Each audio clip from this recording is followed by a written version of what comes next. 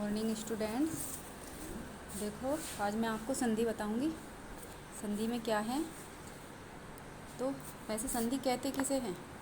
ध्वनियों के पारस्परिक मेल से जो विकार उत्पन्न होता है उसी संधि कहलाता है। संधि किसको कहते हैं? जोड़ को। जो दो शब्द टूटे हुए होते हैं उनको जब हम एक साथ मिलाते हैं तो उसको जोड़ वो कहते हैं संधि। ठीक। अब ये ध्वनि,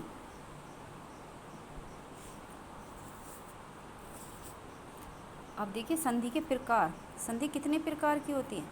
संधि 3 प्रकार की होती है: स्वर संधि, व्यंजन संधि, विसर्ग संधि और स्वर संधि के भेद। अब इनके प्रकार हैं। स्वर संधि के भेद हैं। स्वर संधि के भेद होते हैं 5। तो 5 में सबसे पहले होती है दीर्घ संधि। तो दीर्घ संधि में क्या होता है? ए, आ, ई, ऊ तथा री अगर ये अक्षर आते हैं शब्द के बीच में तो वहाँ पर होती है दीर्घ संधि। जैसे है राजा देश, आ रहा है, देखो आ, तो राजा प्लस आदेश, राजा देश। अब है रविंद्र, ई आ रहा है नहीं, तो रवि प्लस इंद्र। अब सोचते हैं एक ही यहाँ पे, एक ही यहाँ पे, कैसा हो गया? तो ये बड़ी ही है, एक ही इसमें लग गया, एक ही इसमें, रवि प्लस इंद्र। लघुत्तर, बड़ा ऊ है, देखो यहाँ पे बड़ा ऊ, तो लघु प्लस उत्तर। पितृणम, पितृ प्लस ऋणम। अब आती है गुण संधि।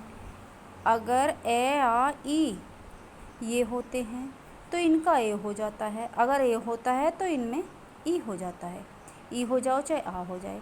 और अगर ऊ आता है तो ऊ का क्या बन जाता है? ओ होता है तो ओ का ओ बन जाता है।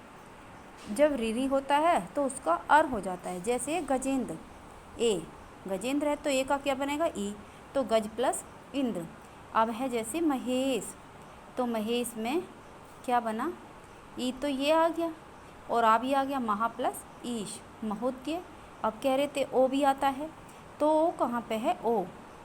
अगर ओ आता है तो ओ का बन जाएगा ऊ, तो महा प्लस उदय। अब है राजर्षि, मैंने सारे ही अक्षरों के एक एक अक्षर लिखा है। तो राजर्षि में क्या होता है? ये होता है ये री रे, तो इसका क्या हो जाएगा? री का रे बन जाएगा, तो राजा प्लस ऋषि। ठीक बच्चों, ये गुण संधि होती है। गुण संधि के बाद आती है वृद्धि संधि। तो वृद्धि संधि में क्या होता है?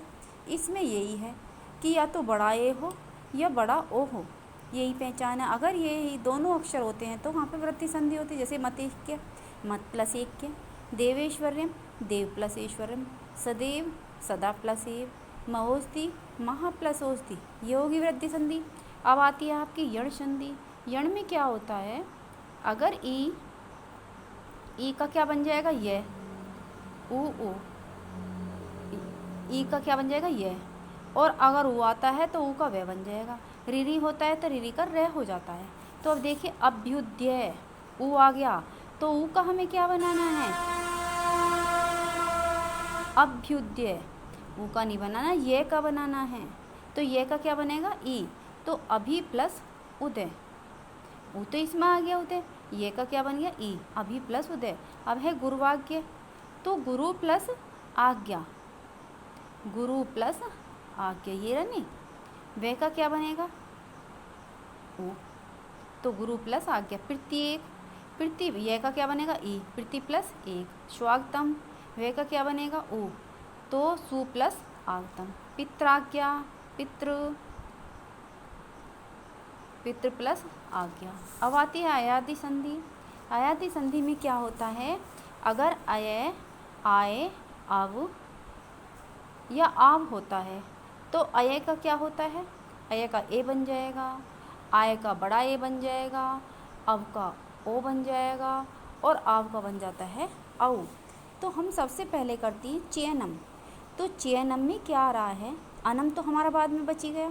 अब अय है तो अय का क्या बनता है? ए, तो चे प्लस अनम। अब होता है नायक।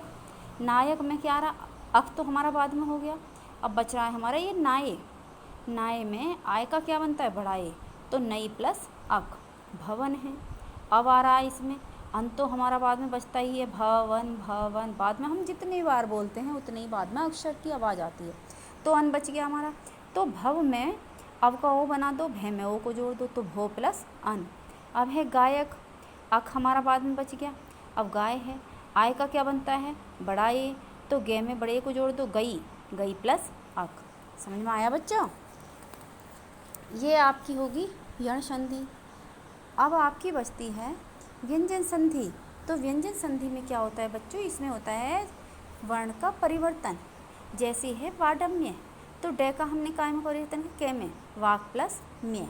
अब है जगन्नाथ, और तो जगन्नाथ का काय में होता है, ने का ते में, जगत प्लस नाथ। जगदीश का दे में ते में, जगत प्लस ईश। शब्द तो वही विच्छेद होने हैं, लेकिन सिर्फ हमें अक्षर का परिवर्तन करना है। सज्जन, तो जय का क्या बनता है, तय, सत प्लस जन। तल्य, लय का भी तय में करेंगे, तत् प्लस लय। ओंकार, ये अंक की बिंदी है, तो इसका में करेंगे, ओम प्लस कार। षट लोक, डे का काय में करेंगे, टे में, तो षट प्लस लोक। अब आता है हमारा विसर्ग संधि। विसर्ग संधि में क्या होता है, कोई भी अक्षर बीच में होता है तो उसकी जगह उसको हटाकर हम क्या करते हैं, हटाना मतलब लोप कर देते हैं, ख़त्म कर देते हैं, तो उसकी जगह लगा देते हैं विसर्ग। अब है जैसे हरिश्चंद्र है, तो हरिश्चंद्र में जो भी आधा अक्षर होता है, हरि तो हमारा हो गया, तो हमने से को हटा दिया, उसकी जगह विसर्ग लगा दिया, जैसे हरि प्लस चंद्र, हरिश्चंद्र हो गया। अब है निरोग, निरोग, तो बड़ी की मात्रा है, एक ई की जगह हमने विसर्ग लगा दिया, एक ही यहाँ पर लिख दिया, तो नी प्लस रोग। मनो अनुकूल, तो मन अनुकूल, ओ की जगह क्या लगाया हमने, विसर्ग, तो मने प्लस अनुकूल। अब क्या होता है, अब है आपका दुर्बल। दुर्बल है, तो दुर्बल में क्या है, रे की जगह हमने क्या लगा दिया, विसर्ग, तो दू प्लस बल। निस्तल, तो से है आधा, इसकी जगह विसर्ग लगा दो, नी प्लस तल। तो बच्चों समझ में आ गया, ऐसे होती है संधि विच्छेद। आप भी ध्यान से करना तो सब समझ में आ जाएगा। Thank you.